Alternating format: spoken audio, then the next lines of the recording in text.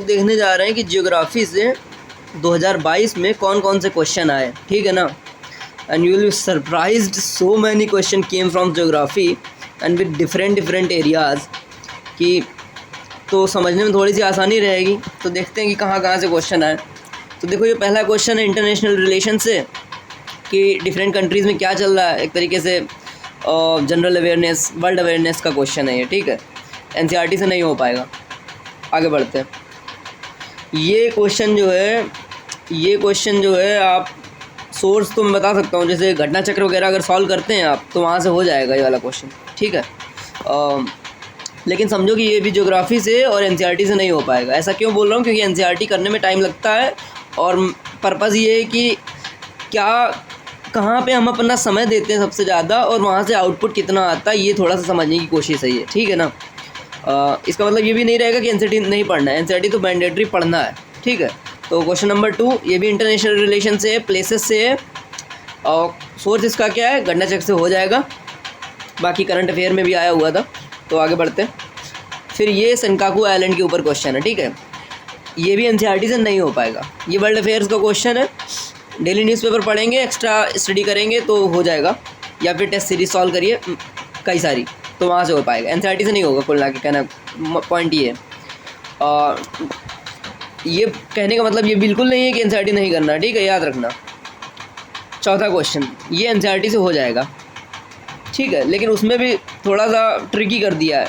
अपन को सीखने की क्या चीज़ है इस वाले क्वेश्चन से, सीखने की ये चीज़ है कि बहुत सारे ऐसे क्वेश्चंस आते हैं, जब भी आप क्वेश्चन सॉल्व करें तो देखें कि ऑप्शंस जो होते हैं वो इंटरचेंज किए हैं कि नहीं किए हैं। ऐसा आपके दिमाग में होना चाहिए। जैसे इसकी ब्यूटी ये है कि इसने ऑप्शंस जो है इंटरचेंज कर दिए हैं, वर्ड्स इंटरचेंज कर दिए हैं, जो कीवर्ड है ना। अगला क्वेश्चन देखो, ये जो क्वेश्चन है सोलार पार्क से रिलेटेड है। तो बेसिकली मैंने इसको गवर्नमेंट इसकी स्कीम्स में रखा हुआ है, जियोग्राफिकल एरिया से रिलेटेड, मतलब कुछ गवर्नमेंट की स्कीम्स है, उनका जियोग्राफिकल इम्प्लीकेशंस क्या है उस जगह पे रखा है, ठीक है ना। तो ये भी करंट का है, बेसिकली करंट का नहीं, एक तरीके से गवर्नमेंट स्कीम्स का ही है। तो ठीक है, आगे बढ़ते हैं। फिर यहाँ देखो यूएन क्लॉज के बारे में पूछा हुआ है, यानी कि इंटरनेशनल कन्वेंशन के ऊपर क्वेश्चन है, ठीक है। अगला देखो, यहाँ पे 2 क्वेश्चन है। पहला क्वेश्चन जो है बीडी केन्या, कुल्ला के जो रिफ्यूजी वाला टॉपिक है ना, सदाबहार टॉपिक है, तो उससे प्लेसेस पूछा हुआ है, कैंप्स पूछा हुआ है, ठीक है। और उसके बाद दूसरा जो क्वेश्चन है टर्की की स्टेट्स कौन से, ग्रुपिंग्स पूछा हुआ है, ठीक है ना। चलो, तो बेसिकली मैंने इसको भी आईआर में रखा हुआ है, आईआर है, ठीक है। ये आईआर के कितने क्वेश्चन हो गए, 5 हो गए शायद से।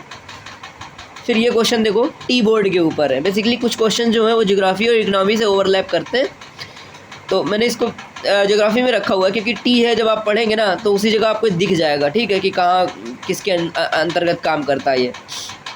अच्छा, ठीक है। अब आप इस क्वेश्चन के साथ साथ मुझे ये बताइए कि जूट बोर्ड जो है वो किसके अंतर्गत है ना। अच्छा क्वेश्चन है वो। अब ये देखो पोलार कोड, ये भी इंटरनेशनल रिलेशंस का क्वेश्चन है, कन्वेंशंस इंटरनेशनल बॉडीज़ के ऊपर क्वेश्चन है ये सब ज्योग्राफी के क्वेश्चन है 2022 के, बम्पर क्वेश्चन है यार।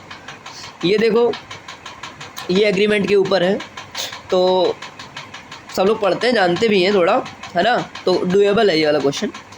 ओवरऑल क्वेश्चन जो है आईआर से। ये वाला देखो क्वेश्चन जो है रिवर और रिवर नहीं, डैम और स्टेट का जो है मैपिंग करवाने के ऊपर है। बेसिकली टॉपिक क्या है इसमें, रिवर और डैम्स, वाटरफॉल्स, ये वाले टॉपिक हैं इसमें, ठीक है ना। तो एक्सप्लिसिटली अगर उससे करोगे ना ज्योग्राफी से तो नहीं कर पाओगे। ऐसा मैं क्यों बोल रहा हूँ, ऐसा मैं इसलिए बोल रहा हूँ क्योंकि ज्योग्राफी को एनसीईआरटीज़ को लेकर ऑब्सेस्ड नहीं होना है। ये देखना है कि क्वेश्चंस कहाँ से पूछे जाते हैं, और अपन को उन क्वेश्चंस को अगर करना टाइम है अगर, तो हमें डिफरेंशियल स्टडी करनी चाहिए, समझ रहे हैं। फिर अगला क्वेश्चन देखो, ये क्या है, ये भी टी के ऊपर है, कौन कौन से स्टेट में उगाई जाती है। वैसे मैंने इसको करने की कोशिश की थी और शायद मैंने गलत कर दिया था। तो इसका टेक अवे क्या है, इसका टेक अवे ये है कि वैसे तो किया जा सकता था, लेकिन ऐसे क्वेश्चन में रिस्क मत लीजिए। मुझे ये सीखने मिला इस क्वेश्चन से, ठीक है। मैंने इसको किया था और मैंने शायद गलती से गलत कर दिया था। ये वाला क्वेश्चन देखो, इसमें पूछा हुआ लॉन्गेस्ट डे, यानी कि वर्नल इक्विनॉक्स, और जो इक्विनॉक्स वाला टॉपिक है ना, वहाँ से क्वेश्चन पूछा हुआ है। Moment of sun, movement of sun, ठीक है। दूसरा वेटलैंड के ऊपर क्वेश्चन है। वेटलैंड सदाबहार टॉपिक है, आना भी चाहिए, है ना। अभी 75 हो गए तो आना भी चाहिए। तो ये भी एनसीईआरटी से नहीं होगा, ऊपर वाला हो जाएगा, नीचे वाला नहीं होगा। मोनाजाइट ये भी पॉपुलर है, आप कर लिए होंगे। ये देखो, इसमें कौन एमिशंस के ऊपर क्वेश्चन है और क्रॉप्स दी हुई है, एग्रीकल्चर क्रॉप की कैटेगरी मैंने इसको रखा था। फिर ये देखो और भी इतने सारे और क्वेश्चंस हैं। इनमें पहला जो क्वेश्चन है वो है क्रॉप के ऊपर, नाइट्रस ऑक्साइड का एमिशन कहाँ से होता है। फिर system of rice intensification, agriculture से रिलेटेड है ये, ठीक है। उसके बाद इंटरनेशनल IR का टॉपिक है ये लेक्स के ऊपर, ठीक है ना। उसके बाद इंडियन रिवर्स के ऊपर क्वेश्चन है एक, ठीक है। फिर उसके बाद देखो पीक्स के ऊपर क्वेश्चन है ना, नामचा वर्मा, नंदा देवी, नाकरेक।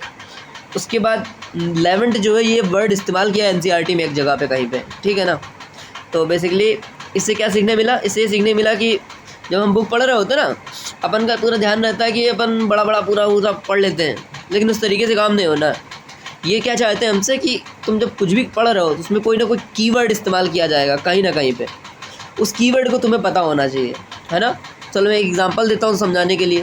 जैसे अभी कुछ दिनों पहले एक स्पीच वायरल हो रही थी, ठीक है ना। एक अफ्रीकन लीडर होगा, वो स्पीच दे रहा था। उससे पहले मैंने कहीं पढ़ा था, तो वो बोल रहा था जब फ्रेंच चले गए तो उन्होंने कुछ ऐसे स्टेट्स बना दिए जो फ्रेंच डोमिनेटेड थे। जब ब्रिटिश चले गए तो उन्होंने कुछ ऐसे स्टेट्स बनाए जो ब्रिटिश डोमिनेटेड हैं, जैसे कि कॉमनवेल्थ, है ना। तो जो वर्ड्स हैं, कीवर्ड हैं, वो अपन को पता होने चाहिए, है ना। एक और बताता हूँ, लूजोफोन क्या होता है, ठीक है। लूजोफोन क्या होता है, ऐसे करके कीवर्ड्स आते रहते हैं, वो पता होने चाहिए।